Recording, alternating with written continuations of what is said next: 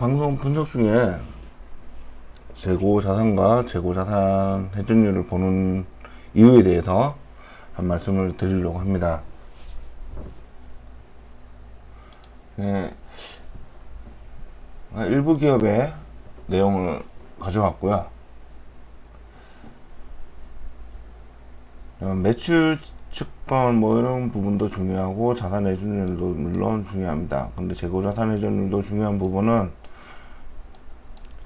이게 사용하게 되면 요즘은 잘 그렇다고 많지는 않지만 한 번씩 간혹 나오는 게 이 재고로 인해서 분식회의가 가능합니다. 실제로 자산이 있는 것처럼 했지만 그게 다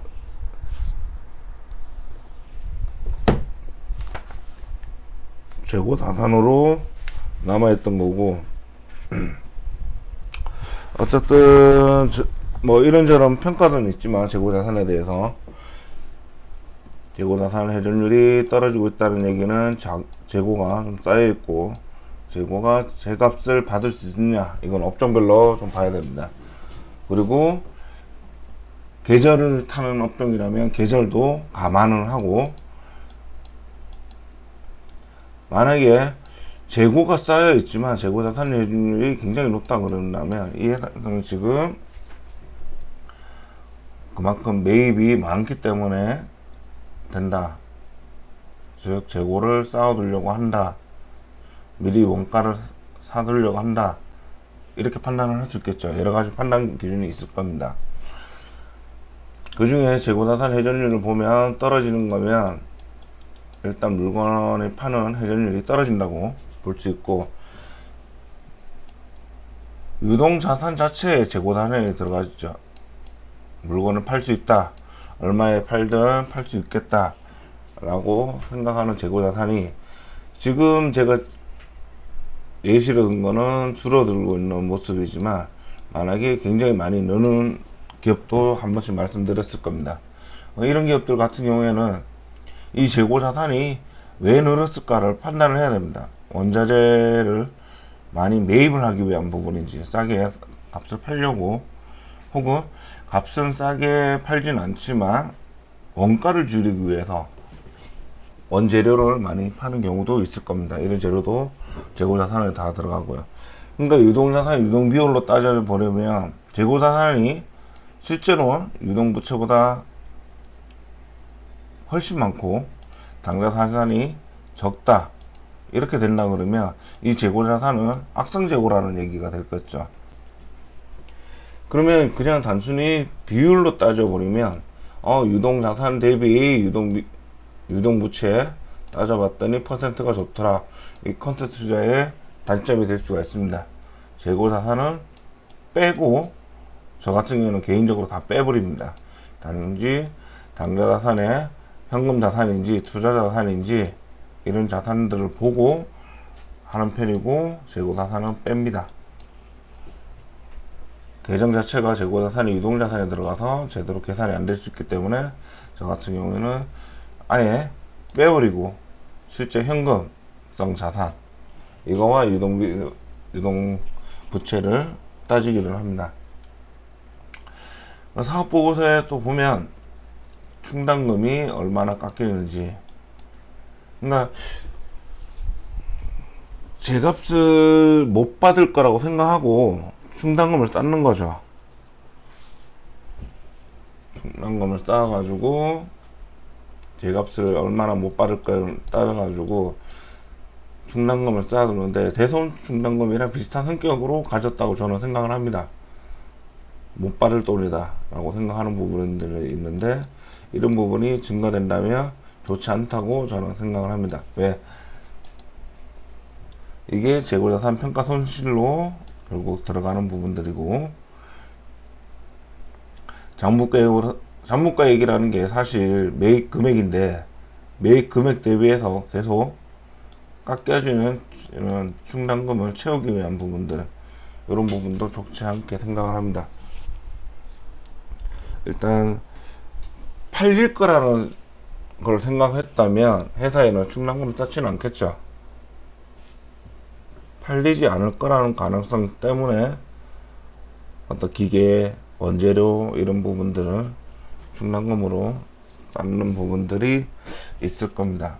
이렇기 때문에 일단 재고자산의 증가는 저는 좋지 않게 보는데, 이 매출이나 성과 이런 부분이 굉장히 좋은 회사들은 이 재고자산이 결국 당좌자산으로 넘어갈 겁니다. 현금흐름표에도 현금으로 넘어갈 거고, 이 과정을 지켜보는 과정으로 있을 겁니다.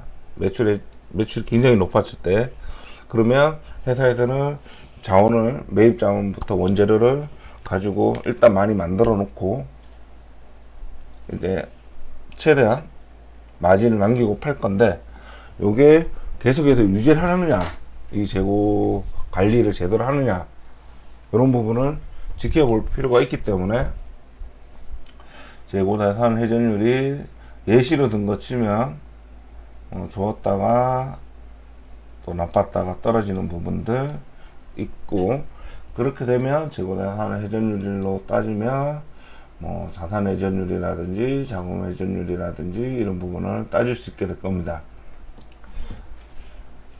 오늘 방송은 재고자산을 보지 않는 이유와 재고자산을 봐야 되는 이유, 이렇게 말씀을 드렸고요. 재고자산이 굉장히 많이 늘고 그러면 유동자산이 많이 증가된 것처럼 보이고, 이런 기업들 중에 재고가 많이 늘어있는데 당좌자산의 현금 흐름표와 또 연관이 지어질 건데요. 일단 재고자산이 제대로 안 됐을 때는 현금 흐름표가 영업 현금 흐름, 요게 비교가 같이 해봐야 됩니다. 그래서 이 재고자산이 실제로 유동자산이 아니라 평가 충당금이나 이런 걸 계산해보고 잠복가액이 얼마나 떨어졌는지, 잠복가액, 지금 현재 잠복가액 재고가 얼마나 떨어졌는지 비교를 하면서, 그리고 충당금을 얼마나 쌓았는지 비교를 하고,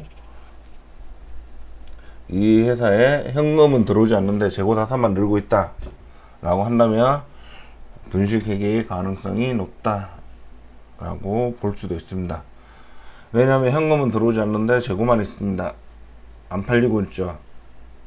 떨어야 되는 건데, 그만큼 단순 매출만 잡은 게 아니라 실제로 현금이 들어와야 되고, 그게 이익으로 넘어와야 이게 정상이기 때문에, 저 같은 경우는 분석할 때 유동성 비율을 따질 때 재고자산을 빼고 계산을 합니다. 이렇게 오늘 방송에 재고자산과 이런 걸로 해서 한번 말씀을 드렸고요. 확인해야 될 거는 어떤 단편적인 비율이나 이런 것보다는 상황, 재고자산도 계절에 따라서 다르기 때문에 그 계절도 따져봐야 되고, 계절적으로 뭐 상반기에는 재고가 늘었다가 하반기 때 떤다든지, 뭐 에어컨 같이 그런 것들 있죠. 난방기구 이런 것처럼 그런 계절을 타는 경우에는 예외를 두는 거고요. 그거는 한 단면에 보고서를 보는 게 아니라 몇 년치를 보고 판단하는 게 맞다 생각을 하고, 그렇게 하려면 연도별로 따지는 것도 좋고, 그 당시 뭐 상반기면 상반기만 따진 보고서를 본다든지 이런 식으로 구분해서 봐야 되는 게 맞다라고 생각을 합니다. 일단 위험성에서 재고자산은 한 번씩 살펴볼 필요 있고, 재고자산이 줄면 당좌자산이 늘어나야 정상입니다. 정상적인 부분은 이런 부분을 한 말씀 드렸고, 현금화 시킬 수 있는 자산이 많아져야 된다는 거죠. 그게 현금 흐름표에 들어와야 되는 거고, 그 현금에 들어오느냐 따지는 부분 있습니다. 이 부분을 보기 위해서 재고자산이 많이 늘었다라고 하면 분식회계도 의심해 볼 수도 있고, 실제로는 어떤 자산에, 유동자산에 부풀리기를 만드는 작업일 수도 있습니다. 물론 뭐 과거에 이런 걸로 해서 분식회계 이런 부분으로 잘 사용이 많이 됐던 부분이라 재고를 가지고, 자, 이 부분을 보면서 또 봐야 될 부분 하나 있는 게 공장 가동률을 같이 비교하는 게 좋습니다.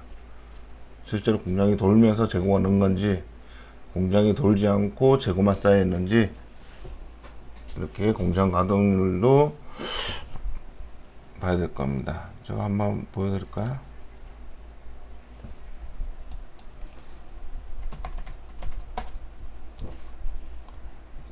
지금 제가 보는 회사에 가동률이 있는지,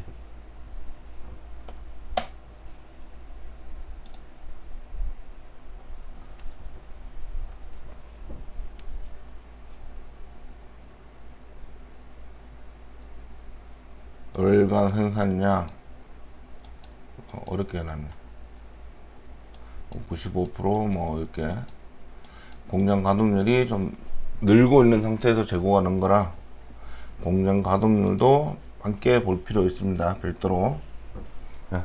재고 자산으로만 봐야 되는 것들이 여러 가지가 있는 거죠. 지금 오늘 방송한 것처럼 해석 자체가 여러 가지 자료를 보면서 또 비교를 해야 되는 것처럼, 물론 재고 자산이 문제가 없다면 다른 부분에 대해서는 크게 우려하지 않아도 되지만, 이렇게 된다면 재고 자산이 만약에 늘었다, 회전율이 떨어진다 라고 한다면 이런 여러 가지 보고서의 내용들을 함께 같이 보는 게 좋다 라고 말씀드릴 수 있겠습니다. 오늘 방송 이렇게 마치고, 보시고 나서 구독과 좋아요 부탁드리겠습니다. 감사합니다.